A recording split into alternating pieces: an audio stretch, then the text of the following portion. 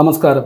കഴിഞ്ഞ ആഴ്ചയിൽ ഇസ്രായേലിൽ ലെബനോൻ അതിർത്തിയിൽ ഹിസ്ബുള്ള തീവ്രവാദികളുടെ മിസൈൽ ആക്രമണത്തിൽ കൊല്ലപ്പെട്ട നമ്മുടെ പ്രിയപ്പെട്ട സഹോദരൻ പാറ്റ് നിവിൻ മാക്സ്വെലിൻ്റെ വീട്ടിലാണിപ്പോൾ.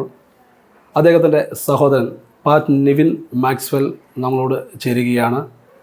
എന്താണ് സംഭവിച്ചതെന്ന് അദ്ദേഹത്തോട് തന്നെ നമുക്ക് ചോദിച്ചറിയാം. പാറ്റ് നിവിൻ എന്നാണ് ഇസ്രായേലിലേക്ക് പോകുന്നത്? നിവിൻ പോയത് ഡിസംബർ ലാസ്റ്റ് 2 weeks ബിഫോറാണ് പോയത്. താങ്കൾ അതിനു മുമ്പ് ഇസ്രായേലിലായിരുന്നു? അല്ല, ഞാൻ ഡിസംബർ 6-ാം തീയതി പോകുന്നു. ഞാൻ പോയതിന് ശേഷം ഒരു 2 ആഴ്ച കഴിഞ്ഞപ്പോഴാണ് അനിയൻ വന്നത് അങ്ങോട്ടേക്ക്. ഏത് ഭാഗത്താണ് ഇസ്രായേലിൽ ജോലി ചെയ്യുന്നത്? പോയത് അഗ്രികൾച്ചറൽ സെക്ടറിലാണ് നമ്മൾ പോയിരിക്കുന്നത്. ഞങ്ങൾ രണ്ടുപേരും 2 സ്ഥലത്ത് തന്നെ ആയിരുന്നു. ഞാൻ ജോർദാൻ ബോർഡറിലും അനിയൻ ലെബനൻ ബോർഡറിലും ആയിരുന്നു ഉണ്ടായിരുന്നത്. അപ്പം നമ്മുടെ സ്ഥലത്ത് നിന്ന് അങ്ങോട്ടേക്ക് പോകാനായിട്ട് ഒരു 350 കിലോമീറ്റേഴ്സോളം ദൂരം ഉണ്ടായിരുന്നു. എല്ലാ ദിവസവും വിളിക്കാറുണ്ടായിരുന്നു? നമ്മൾ വിളിക്കാറുണ്ട്, സംസാരിക്കാറുണ്ട്, വീഡിയോ കോൾ ചെയ്യാറുണ്ട്. വീട്ടിൽ നിന്നാണെങ്കിലും നമ്മളെല്ലാവരും ഗ്രൂപ്പ് കോൾ ചെയ്താണ് എല്ലാവരും അങ്ങോട്ടും ഇങ്ങോട്ടും കാണുന്നത്. അപ്പം ആ ഒരു കോണ്ടാക്റ്റ് നമ്മളെന്നും നിലനിർത്തിയിരുന്നു. അപകടം നടന്നത് അറിഞ്ഞത് എപ്പോഴാണ്? ഇത് 11 മണിയൊക്കെ ആയപ്പോഴത്തേക്ക് 11-11:30 ആയപ്പോഴത്തേക്ക് എന്നെ വിളിച്ചായിരുന്നു. വിളിച്ചിട്ട് എൻ്റെ ഒരു ഫ്രണ്ട് വിളിച്ചിട്ടാണ് പറഞ്ഞത്, ഇത് കണക്ക് അനിയൻ നിൽക്കുന്ന ഏരിയയിൽ ഇത് കണക്കൊരു ഇൻസിഡൻറ്റ് നടന്നിട്ടുണ്ട്. അപ്പം ഒന്ന് ചെക്ക് ചെയ്യാൻ പറഞ്ഞു. അനിയനെ വിളിച്ചൊന്ന് ചെക്ക് ചെയ്യാൻ പറഞ്ഞിട്ടുണ്ടായിരുന്നു. അപ്പോൾ ഞാൻ അവനെ വിളിച്ചപ്പോഴത്തേക്കും അവൻ്റെ കോൾ റിങ്ങിങ് ആയിരുന്നു, ഫോൺ റിങ്ങിങ് ആയിരുന്നു. പക്ഷേ അറ്റൻഡ് ചെയ്തില്ല. അപ്പോഴും നമ്മൾ പ്രതീക്ഷിക്കുന്നില്ല ഇങ്ങനൊരു ഇൻസിഡൻറ്റ് നടന്നു അല്ലെങ്കിൽ അവനത് ഫേസ് ചെയ്തു എന്നുള്ളത് നമ്മൾ അറിയുന്നില്ലായിരുന്നു. കാരണം റിങ്ങിങ് കാണിച്ചപ്പോഴും നമ്മൾ ചിന്തിച്ചതെന്ന് വെച്ച് കഴിഞ്ഞാൽ അവൻ എവിടെയെങ്കിലും ബങ്കറിലോ എവിടെയെങ്കിലും കയറി നിൽക്കുന്നുണ്ടായിരിക്കാം, ഫോൺ മിസ്സായതായിരിക്കാം, അല്ലെങ്കിൽ മേ ബി ഫോൺ എടുക്കാൻ പറ്റുന്ന സിറ്റുവേഷനിലായിരിക്കാം എന്ന് വെച്ചിട്ടാണ് നമ്മളും ആ ഒരു ഇതിലിരുന്നത്. എങ്കിൽ പോലും ഉള്ളിൽ ആ ഒരു പേടിയും വിഷമവും ടെൻഷനും ഒക്കെ ഉണ്ടായിരുന്നു. അവൻ ചെന്നപ്പോഴും പറഞ്ഞായിരുന്നു ബോട്ടിൽ തന്നെയാണ്. അപ്പം അപ്പുറം ഓരോ കാര്യങ്ങൾ ചെയ്യുന്നതും ആൾക്കാർ നിൽക്കുന്നതും ഒക്കെ അവർക്ക് കാണാൻ പറ്റുമായിരുന്നു. അപ്പം അത്രയ്ക്ക് ലോങ് ഡിസ്റ്റൻസിലല്ല എന്ന് അവൻ പറയുന്നതിലൂടെ നമുക്കറിയാം, അത്ര ലോങ് ഡിസ്റ്റൻസ് അല്ല എന്നുള്ളത് അറിയാം. പക്ഷേ ഇങ്ങനൊരു ഇൻസിഡൻറ്റ് നമ്മൾ ഒട്ടും പ്രതീക്ഷിക്കാണ്ടാണ് ഇങ്ങനൊരു ഇൻസിഡൻറ്റ് വന്നേക്കുന്നത്. അപ്പം അത് അക്സെപ്റ്റ് ചെയ്യാൻ പറ്റാത്തൊരു കാര്യമായിരുന്നു അത്. ഇത്രയും ഇതിൽ നിന്നിട്ട് പോലും ഒന്നും ചെയ്യാൻ പറ്റിയില്ല, നമ്മളെ കൊണ്ടൊന്നും ചെയ്യാൻ പറ്റില്ല എന്നുള്ളത്. കാരണം ഓൾറെഡി ഇത് അറിഞ്ഞപ്പോഴത്തേക്കും നമ്മൾ പറയുന്നുണ്ടായിരുന്നു അവിടുന്ന് മാറിക്കോളൂ, അവിടെ നിൽക്കണ്ട എന്ന് പറയുന്നുണ്ടായിരുന്നു. അപ്പം ഈ ഇൻസിഡൻറ്റ് നടക്കുന്നതിന് പിറ്റേ ദിവസം അവരവിടുന്ന് ചേഞ്ച് ചെയ്യാനായിട്ടിരുന്നതായിരുന്നു, വേറൊരു ഫാമിലോട്ട് ചേഞ്ച് ചെയ്യാനായിട്ടിരുന്നതാണ്. പക്ഷേ അതിന് മുമ്പേ ഇങ്ങനൊരു ഇത് വന്നു കഴിഞ്ഞു. നമുക്കൊന്നും പറയാൻ പറ്റില്ലല്ലോ ഈ ഒരു എന്താ സംഭവിക്കുക എന്നുള്ളത് നമുക്ക് ആർക്കും അറിയില്ലല്ലോ. ഈ അപകടം നടന്നതിന് ശേഷം ഇന്ത്യൻ എംബസിയിലുള്ള ഉദ്യോഗസ്ഥരെ, അതുപോലെ തന്നെ ഇസ്രായേലിലെ ആ ഉദ്യോഗസ്ഥരെ, അവർക്ക് നമ്മളോടുള്ള സമീപനം എന്തായിരുന്നു രക്ഷാപ്രവർത്തനത്തിലൊക്കെ നടന്നത്? ആർമിയൊക്കെ അവരെ അവിടുന്ന് ഇവാക്വേറ്റ് ചെയ്യുമായിരുന്നു നമ്മൾ അറിഞ്ഞിരുന്നു. അപ്പോൾ അതിനെക്കുറിച്ച് ഒന്ന് വിശദീകരിക്കാമോ? ഇതിലവിടെ ഇൻസിഡൻറ്റ് നടന്ന ഉടനെ തന്നെ എയർ ആംബുലൻസ് വന്നിട്ടാണ് എല്ലാവരും അവിടെ നിന്ന് ഷിഫ്റ്റ് ചെയ്തുകൊണ്ട് ഓരോ ഹോസ്പിറ്റലിലോട്ട് മാറ്റിയത്. അപ്പം എനിക്ക് തോന്നുന്നു ഒരു ഏകദേശം 7 പേരെന്തോളം ഉണ്ടായിരുന്നു. ഞാൻ അറിഞ്ഞത് 2 മലയാളികളും ബാക്കി തായ്ലൻഡുകാരുമാണ്. അതിൽ ഒരു തായ്ലൻഡുകാരൻ സ്പോട്ടിൽ മരിച്ചു. പിന്നുള്ളത് ഹനിയനായിരുന്നു. അപ്പം അവന് വലിയ ഇഞ്ചേർഡാണെന്ന് മാത്രമേ നമ്മുടെ അടുത്ത് പറഞ്ഞിട്ടുണ്ടായിരുന്നുള്ളൂ. നമ്മുടെ ഫ്രണ്ട്സ് ആണെങ്കിലും അവനെ കൊണ്ടുപോയ ആൾക്കാരാണെന്നുണ്ടെങ്കിലും പറഞ്ഞ് ഇഞ്ചറി മാത്രമേ ഉള്ളൂ, അപ്പം മാക്സിമം പ്രേ ചെയ്യ് എന്ന് മാത്രമേ പറഞ്ഞിട്ടുണ്ടായിരുന്നുള്ളൂ.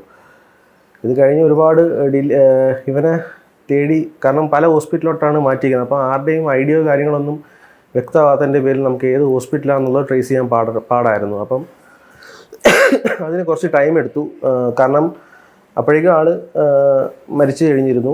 അപ്പം ബോഡി ഐഡൻറ്റിഫൈ ചെയ്യണം. അപ്പോൾ അതിന് വേണ്ടിയിട്ട് നമ്മൾ ഇവിടെ കൊണ്ടുപോയ എൻ്റെ ബ്രദർ ഇൻ ലോയും പുള്ളിയുടെ ഫ്രണ്ട്സും എൻ്റെ ഫ്രണ്ട്സൊക്കെ ഉണ്ടായിരുന്നു. അപ്പോൾ അവരൊക്കെ കുറേ അലഞ്ഞിട്ടാണ് ഹോസ്പിറ്റലിൽ കണ്ടുപിടിച്ചതും ബോഡി ഐഡൻറ്റിഫൈ ചെയ്തതും. അപ്പോൾ അതിന് ശേഷമാണ് നമ്മുടെ അടുത്ത് പറഞ്ഞത് കയ്യൻ മരിച്ചു എന്ന് പറഞ്ഞത്. പിന്നെ അവിടുത്തെ എംബസി എന്ന് പറയുന്നത് സത്യം പറഞ്ഞാൽ ഭയങ്കര താങ്ക്ഫുൾ വേണം, നല്ലൊരു താങ്ക്സ് നമ്മൾ അങ്ങോട്ടേക്ക് പറയേണ്ട ഒരു ഇതുണ്ട്. അത് എൻ്റെ മാതാപിതാക്കളാണെന്നുണ്ടെങ്കിലും അവൻ്റെ വൈഫാണെന്നുണ്ടെങ്കിലും നമ്മുടെ റിലേറ്റീവ്സ് ആണെന്നുണ്ടെങ്കിലും ഭയങ്കര താങ്ക്ഫുള്ളാണ് അവരോട്. കാരണം ഈ ഒരു ഇഷ്യൂ നടന്നിട്ട് ഒരു ദിവസം കൊണ്ട് തന്നെ എല്ലാ പേപ്പേഴ്സും ക്ലിയർ ചെയ്തു. ഉച്ചയായപ്പോഴത്തേക്ക് എല്ലാം ക്ലിയർ ചെയ്തു. അവന് വേണ്ടുന്ന എല്ലാ കാര്യങ്ങളും ചെയ്തു, നമ്മൾ അറിയിക്കുകയാണ് ചെയ്തത്. അപ്പം എനിക്ക് എൻ്റെ റീ എൻട്രി പാസ്സാവാത്തതിൻ്റെ ഒരു ഡിലേ മാത്രമേ ഉണ്ടായിരുന്നുള്ളൂ. അപ്പം അതും അവിടുത്തെ എംബസിയും നമ്മുടെ ഇന്ത്യൻ എംബസിയും കൂടി ചേർന്നിട്ടാണ് എനിക്കത് പാസ്സാക്കി തന്നത്. അപ്പം എൻ്റെ അമ്മയും പറയുന്നുണ്ടായിരുന്നു അവരോട് ഭയങ്കര താങ്ക്ഫുൾ ആയിരിക്കണം, അല്ലെങ്കിൽ അവർക്ക് വേണ്ടിയിട്ട് എന്നും പ്രാർത്ഥിക്കണം എന്നൊക്കെ പറയുന്നുണ്ടായിരുന്നു. അവരിവിടെ അവൻ്റെ ബോഡി നമുക്ക് ഹാൻഡ് ഓവർ ചെയ്യുമ്പോഴത്തേക്കും തന്നെ അതൊരു സെറിമണി കണക്ക് വെച്ചിട്ട് എയർപോർട്ടിൽ വെച്ചിട്ട് അവർ കുറേ ഒരു നല്ലൊരു ചടങ്ങായിട്ടാണ് അവർ നമ്മുടെ അനിയനെ ഹാൻഡ് ഓവർ ചെയ്തത്. അതുമാത്രമല്ല ഇവിടെ വന്നപ്പോഴത്തേക്ക് ഇവിടെ നമ്മൾ അനിയൻ്റെ ബോഡി എത്തിയ സമയത്ത് പോലും തന്നെ ആ ഇസ്രായേൽ കൗൺസിലേറ്റിൻ്റെ ഒരു മാഡം ഉണ്ടായിരുന്നു. അപ്പം മാഡം വന്ന് ഭയങ്കര അവരുടെ ഒരു വിഷമം നമ്മൾ അറിയിക്കുകയും നമ്മുടെ വിഷമത്തിൽ അവർ പങ്കുചേരുകയും ഒക്കെ ചെയ്തിരുന്നു. അതുപോലെ തന്നെ പിറ്റേ ദിവസവും അവർ വീട്ടിൽ വന്നു, എല്ലാവരെയും കണ്ടു, എല്ലാവരെയും ആശ്വസിപ്പിച്ചു. ഒന്നുകൊണ്ടും വിഷമിക്കേണ്ട, എന്താണെന്നുണ്ടെങ്കിൽ അവർ കൂടെ ഉണ്ട് എന്നൊരു വാക്ക് നമുക്ക് പറഞ്ഞിട്ടാണ് അവരിവിടുന്ന് പോയത്. നമ്മളെ കണ്ടിന്യൂസ് അവർ വിളിക്കുന്നുണ്ടായിരുന്നു, കോൺടാക്ട് ചെയ്യുന്നുണ്ടായിരുന്നു. ഈച്ച് ആൻഡ് എവറിത്തിങ് അവർ കൂടെ നിന്ന് തന്നെയാണ് നമ്മളെ സപ്പോർട്ട് ചെയ്ത് എൻ്റെ അനിയനെ വീട്ടിലെത്തിച്ചത് തന്നെ. ഒക്ടോബർ 7 ഇസ്രായേലിലെ ഹമാസ് ആക്രമണത്തിന് ശേഷം നിങ്ങളുടെ അവിടുത്തെ ലൈഫിന് എന്തെങ്കിലും വ്യത്യാസമുണ്ടോ? യാത്ര ചെയ്യുന്നതിനോ എന്തെങ്കിലും പ്രശ്നങ്ങൾ, സെക്യൂരിറ്റി സംബന്ധിച്ച് എന്തെങ്കിലും പ്രശ്നങ്ങൾ ഉണ്ടായിട്ടുണ്ടോ ഇസ്രായേലിൽ? അവിടെ നിൽക്കുന്നവരും പറയുന്നത് അത് തന്നെയായിരുന്നു. അവരുടെ ലൈഫിൽ അവർ വർഷങ്ങളായിട്ട് അവിടുത്തെ സിവിലിയൻസ് താമസിക്കുന്നുണ്ട്, അവർക്ക് ഇതേവരെ ഇങ്ങനൊരു ഇഷ്യൂ ഫേസ് ചെയ്യേണ്ടി വന്നിട്ടില്ല എന്ന് തന്നെയാണ് അവർ പറഞ്ഞിരിക്കുന്നത്. നമ്മൾ പോകുന്ന വഴിക്കും ഈ ഒരു യുദ്ധം ഒക്ടോബർ 7 ഈ പറഞ്ഞ യുദ്ധം നടന്നു. അതിനുശേഷമാണ് നമ്മൾ പോകുന്നത്. നമ്മൾ പോകുമ്പോഴും നമ്മൾ നോക്കുന്നത് നമ്മുടെ ചുറ്റുപാടുമാണ് നോക്കുന്നത്. അവിടെ യുദ്ധം നടന്നതിനായ എന്തെങ്കിലും കാര്യങ്ങളുണ്ടോ ഇല്ലയോ എന്നുള്ളതൊക്കെയാണ് നമ്മൾ നോക്കുന്നത്. എന്നിട്ട് പോലും ഒരു ഇതുപോലും നമുക്ക് കാണാനോ അല്ലെങ്കിൽ അതിനെക്കുറിച്ച് ഒരു ഇതുപോലും നമ്മുടെ കൺമുമ്പിൽ നമ്മൾ കണ്ടിട്ടില്ല നമ്മൾ പോകുമ്പോഴത്തേക്കും. പിന്നെ അവിടുത്തെ സെക്യൂരിറ്റി എന്ന് പറയുന്നത് അവിടെ നിൽക്കുന്നവർക്കാണെന്നുണ്ടെങ്കിലും പുറമേ ഫോറിൻ കൺട്രീസിൽ നിന്ന് വന്നവർക്കാണെന്നുണ്ടെങ്കിലും അവിടുത്തെ സെക്യൂരിറ്റി എന്ന് പറയുന്നത് നമുക്ക് ഒരു 100% വിശ്വസിക്കാൻ പറ്റുന്നൊരു കാര്യമാണ്. കാരണം നമ്മൾ ആ ഇസ്രായേൽ ബോർഡർ എന്നുള്ളൊരു ഇതെടുത്ത് മാറ്റിയിട്ട് ബാക്കി ഏത് സ്ഥലത്ത് പോയി കഴിഞ്ഞാലും ഈ പറഞ്ഞ പോലെ ഒരു ഹ്യൂജ് അല്ലെങ്കിൽ ഒരു മാസീവായിട്ടുള്ളൊരു അറ്റാക്കോ അല്ലെങ്കിൽ ഇതേപോലൊരു ബോംബാക്രമണമോ അല്ലെങ്കിൽ അങ്ങനെയുള്ളൊരു കാര്യങ്ങളും നടന്നിട്ടുമില്ല, നടക്കത്തതുമില്ല എന്നാണ് ഞാൻ വിശ്വസിക്കുന്നത്. കാരണം അവിടുത്തെ രീതികളും കാര്യങ്ങളും അങ്ങനെയാണ്. പിന്നെ പേടിക്കേണ്ടതെന്ന് വെച്ച് കഴിഞ്ഞാൽ ബോർഡറുകൾ ഏരിയകളിൽ താമസിക്കുന്നവർക്കാണ്. കാരണം അവർ ഏത് രീതിയിലായിരിക്കും അവർ അറ്റാക്ക് വരുന്നതെന്നുള്ളത് നമുക്ക് പ്രതീക്ഷിക്കാൻ പറ്റത്തില്ല. അപ്പം ആ ഒരു ഇത് മുന്നിൽ നിൽക്കുന്നതുകൊണ്ടാണ് മോസ്റ്റ്ലി ഈ ബോർഡർ ഏരിയകളിൽ നിൽക്കുന്ന എല്ലാവരും ആ ഒരു പേടിയും അല്ലെങ്കിൽ അവർ ആ ഒരു ഇതിൽ നിൽക്കേണ്ടി വരുന്നത്. ഇസ്രായേലിൽ നമുക്കറിയാം മിസൈലുകൾ ഡിറ്റക്റ്റ് ചെയ്ത് അത് ആകാശത്ത് വെച്ച് തന്നെ തകർക്കുന്ന അയൺ ഡോം സിസ്റ്റമുണ്ട്. അതോടൊപ്പം തന്നെ അവരുടെ സെക്യൂരിറ്റി ഫോഴ്സ് ഭയങ്കര ശക്തമാണ്, ഇൻ്റലിജൻസ് വളരെ ശക്തമാണ്. നമുക്ക് ജോലി ചെയ്യുന്ന സ്ഥലങ്ങളിൽ സേഫ്റ്റി റൂംസ് ഉണ്ട്, നിശ്ചിത കിലോമീറ്ററുകൾക്കിടയിൽ ബങ്കറുകളുണ്ട്. അപ്പോൾ അങ്ങനെയുള്ളൊരു സ്ഥലത്ത് ഇതെങ്ങനെ സംഭവിച്ചു എന്നുള്ളത് നമുക്ക് വളരെ റെയറായിട്ട് സംഭവിക്കുന്നൊരു കാര്യമാണ്. നിവിൻ്റെ കാര്യത്തിൽ എന്താണ് സംഭവിച്ചതെന്ന് പറയാമോ? ഇസ്രായേലിനെ സംബന്ധിച്ച് പറയുകയാണെന്നുണ്ടെങ്കിൽ സെക്യൂരിറ്റി എന്ന് പറയുന്നത് അത് നമ്മളൊക്കെ ചിന്തിക്കുന്നതിനപ്പുറമാണ്. അവിടുത്തെ ജനങ്ങൾക്ക് അവിടെ കൊടുക്കുന്ന സെക്യൂരിറ്റിയും പ്രൊട്ടക്ഷനും എല്ലാം. ഇപ്പം നമ്മളൊരു കാരണവശാലും അതോർത്ത് നമ്മൾ പേടിക്കേണ്ട കാര്യമില്ല. കാരണം വർഷങ്ങളായിട്ട് അവിടെ ജോലി ചെയ്യുന്ന ഒരുപാട് പേരുണ്ട്, ഇന്ത്യക്കാരുണ്ട്, വേറെ തായ്ലൻഡുകാരുണ്ട്, ഒരുപാട് രാജ്യക്കാരുണ്ട്. ഇവരാരും ഇതേവരെ ആ രാജ്യത്തിനെ പറ്റിയിട്ട് കുറ്റം പറയേണ്ടി വരുന്ന ഒരവസ്ഥ ആരും ഉണ്ടാക്കിയിട്ടില്ല. അതിന് വേണ്ടിയിട്ട് അവരോട്ട് ഒരിതും കൊടുത്തിട്ടില്ല. ഇപ്പം എനിക്ക് തോന്നുന്നു ഇന്ത്യയിൽ തന്നെ അല്ലെങ്കിൽ നമ്മുടെ കേരളത്തിൽ നിന്ന് തന്നെ രണ്ടാമത്തൊരു ഇൻസിഡൻ്റാണിത്. 2 വർഷത്തിന് മുമ്പേ സൗമ്യ എന്ന് പറഞ്ഞൊരു ലേഡിക്കുണ്ടായിരുന്നു. ഇപ്പം എൻ്റെ അനിയന് വന്നു. അപ്പം ഇത്രയും യുദ്ധം നടന്ന് നമ്മളെല്ലാവരും കേൾക്കുന്നൊരു കാര്യമാണ് ഇസ്രായേലിൽ എപ്പോഴും യുദ്ധമാണ്. ഈ പറഞ്ഞ ഒക്ടോബർ 7 തൊട്ടും നമ്മൾ കേൾക്കുന്നൊരു കാര്യമാണ് യുദ്ധം നടക്കുന്നു. എല്ലാം നടക്കുന്നെങ്കിൽ പോലും നമ്മുടെ നാട്ടിൽ നിന്ന് എത്രയോ വർഷങ്ങളായിട്ട് ജോലി ചെയ്യുന്ന ഒരുപാട് പേര് ആ നാട്ടിൽ നിന്ന് ജോലി ചെയ്യുന്നുണ്ട്. അവരാരും ഇതേവരെ എന്തുകൊണ്ട് തിരിച്ചു വരുന്നില്ല, നമ്മുടെ നാട്ടിലോട്ട് തിരിച്ചു വരുന്നില്ല എന്ന് ചോദിച്ചു കഴിഞ്ഞാൽ ഒറ്റ ഉത്തരവേ ഉള്ളൂ അവർ പറയാനായിട്ട്. കാരണം അവരത്രയും സെക്യൂർഡാണ്. അപ്പം അവരെല്ലാവരും പ്രിഫർ ചെയ്യുന്നതും അവർ പറയുന്നതും അത് തന്നെയാണ്. ഞങ്ങൾക്കിവിടെ ഒരു കുഴപ്പമില്ല, ഞങ്ങളുടെ ലൈഫ് ഡെയിലി എങ്ങനെയാണോ മുന്നോട്ട് പോകുന്നത് അതുപോലെ മുന്നോട്ട് പോകുന്നുണ്ട്. ഇപ്പം അനിയൻ്റെത് സംഭവിച്ചതെന്ന് വെച്ച് കഴിഞ്ഞാൽ അത് മിസൈൽ ആക്രമണം എന്ന് നമുക്ക് പറയാൻ പറ്റില്ല. കാരണം അയൺ ഡോം എന്ന് പറഞ്ഞൊരു സിസ്റ്റം ആ ഒരു നാട്ടിലുള്ളിടത്തോളം കാലം അവർക്ക് വേറൊരു രീതിയിലും അവിടെ അറ്റാക്കിങ്ങോ കാര്യങ്ങളൊന്നും ചെയ്യാൻ പറ്റില്ല. കാരണം അത് ഇപ്പം നേരത്തെ പറഞ്ഞ പോലെ തന്നെ അത് ആകാശത്ത് വെച്ച് തന്നെ അത് ഇല്ലാണ്ടാക്കാനുള്ള സിസ്റ്റംസും കാര്യങ്ങളും എല്ലാം ആ ഒരു നാടിനുണ്ട്.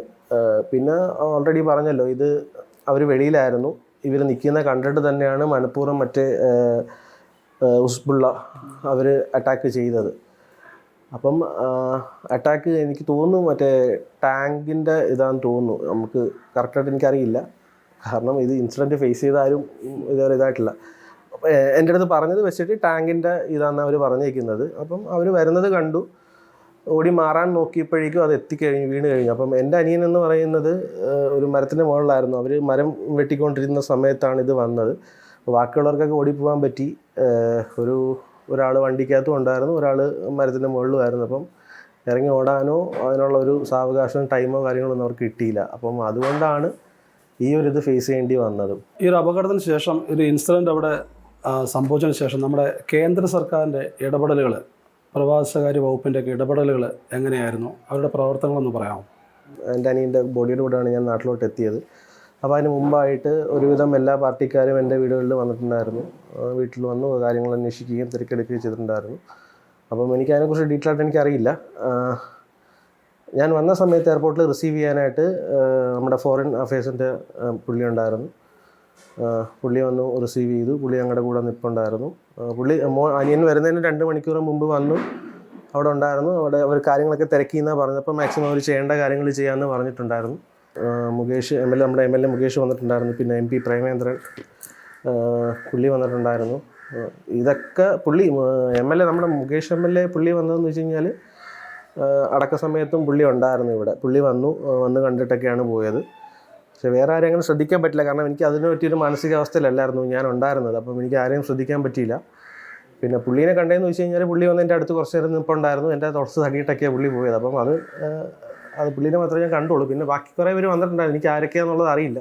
നമ്മുടെ ഇസ്രായേലിൽ നടക്കുന്ന കാര്യങ്ങൾ, കാരണം നമ്മൾ അവിടെ നടക്കുന്ന ഇൻസിഡൻറ്റ് മാധ്യമങ്ങളിലൂടെ എത്തുന്നത് അതിൻ്റെ സത്യാവസ്ഥ അല്ലെന്ന് നമ്മൾ പലപ്പോഴും കേട്ടിട്ടുണ്ട്.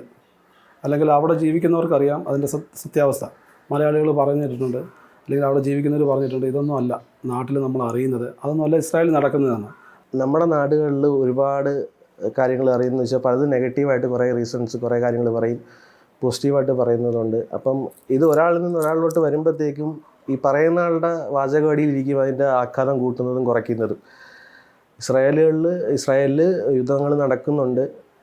അതിൽ എന്താണെന്നുണ്ടെങ്കിലും നമ്മുടെ നാട്ടുകാർക്കോ അല്ലെങ്കിൽ അവിടെ നിൽക്കുന്നവർക്കോ യാതൊരു ഇഷ്യൂസോ കാര്യങ്ങളോ ഇല്ലാണ്ടാണ് ഓരോ കാര്യങ്ങൾ ഹാൻഡിൽ ചെയ്ത് മുന്നോട്ട് കൊണ്ടുപോയിക്കൊണ്ടിരിക്കുന്നത്. പിന്നെ നാടുകളിൽ പറയുമ്പോഴത്തേക്കും അതെന്ത് കാര്യമാണെന്നുണ്ടെങ്കിലും, അത് ഇസ്രായേലല്ല വേറെ എന്ത് കാര്യമാണെന്നുണ്ടെങ്കിലും അത് അവരുടെ ശൈലിയിൽ പറയുമ്പോഴത്തേക്കും അതൊന്നെങ്കിൽ അത് കൂടിപ്പോവും, ഇല്ലെങ്കിൽ കുറഞ്ഞു പോവും. ഇതാണ് നമ്മുടെ നാട്ടിൽ നടക്കുന്നത്. അവർക്ക് അതിൻ്റെ വാസ്തവം എന്താണെന്നുള്ളത്, അതിൻ്റെ സത്യാവസ്ഥ എന്താണെന്നുള്ളത് അറിയില്ല. ഇപ്പം ഞാൻ പോയി അത് കഴിഞ്ഞിപ്പം ഈ ഒരു October 7 നടന്ന ഇൻസിഡൻറ്റ് അതിന് ശേഷമാണ് ഞാൻ പോകുന്നത്. ഡിസംബറിൽ പോയി. അതിനുശേഷം ഞാൻ എൻ്റെ നാട്ടിൽ നിന്ന് അറിഞ്ഞൊരു കാര്യം എന്ന് വെച്ച് കഴിഞ്ഞാൽ ആ സമയത്ത് അഗ്രികൾച്ചറൽ വിസയിൽ വന്നവർക്ക് ഭയങ്കര ഒരു കുത്തൊരുക്കായിരുന്നു. അവരുടെ സെക്ടറിൽ നമുക്ക് വേക്കൻസീസ് ഒരുപാട് വന്നു. അപ്പം ഒരുപാട് പേര് അതിലോട്ട് വരുന്നുണ്ടായിരുന്നു. ഒരു ഇത് വെച്ചിട്ട് പെട്ടെന്ന് സ്റ്റോപ്പ് ചെയ്തു അത്. കാരണം അതിൻ്റെ എന്തൊക്കെയോ ലീഗൽ ഇഷ്യൂസ് കാരണം അത് സ്റ്റോപ്പ് ചെയ്തപ്പോഴും നമ്മുടെ നാട്ടിൽ പറഞ്ഞുണ്ടാക്കിയ കാര്യം എന്ന് വെച്ച് കഴിഞ്ഞാൽ അവിടെ നമ്മളെ കൊണ്ടുപോയിരിക്കുന്നത് ഓരോരുത്തരുടെ ബോഡി എടുത്ത് മാറ്റാനും അല്ലെങ്കിൽ അവിടെ യുദ്ധഭൂമിയിൽ വീണ് കിടക്കുന്ന ബോഡികളെടുത്ത് മാറ്റാൻ വേണ്ടിയിട്ടാണ് നമ്മളെ കൊണ്ടുപോയിരിക്കുന്നത്. അവരുടെ ബോഡികൾ കാരണം നമുക്ക് ചവിട്ടി നടക്കാൻ പറ്റാത്ത സിറ്റുവേഷനാണ് എന്നൊക്കെ നാടുകളിൽ കേട്ടതും നമ്മളെ വിളിച്ചോരോരുത്തർ തിരക്കിയിട്ടുള്ളതും. അപ്പം ആ ഒരു ഇത് നമുക്ക് ഒരിക്കലും അക്സെപ്റ്റ് ചെയ്യാൻ പറ്റുന്നൊരു കാര്യമല്ല. കാരണം ആ മണ്ണിൽ ഇറങ്ങി പോകുന്ന വഴിക്കെല്ലാം നമ്മൾ ഈ എന്നെപ്പോലെ തന്നെ ഓരോരുത്തരും അവർ ചെക്ക് ചെയ്യുന്ന കാര്യങ്ങളുണ്ട്. കാരണം എല്ലാവർക്കും അവരവരുടെ ലൈഫ് വലുതാണ്. അപ്പോൾ നമ്മൾ പോകുന്ന വഴിക്കെല്ലാം നമ്മൾ നോക്കുമ്പോഴത്തേക്കും കാണുന്നത് ഒരുപാട് ഫാമുകളുണ്ട്. ഓറഞ്ച് ആണെന്നുണ്ടെങ്കിലും ആപ്പിൾ ആണെന്നുണ്ടെങ്കിലും ഒരുപാട് ഫാമുകളുണ്ട്.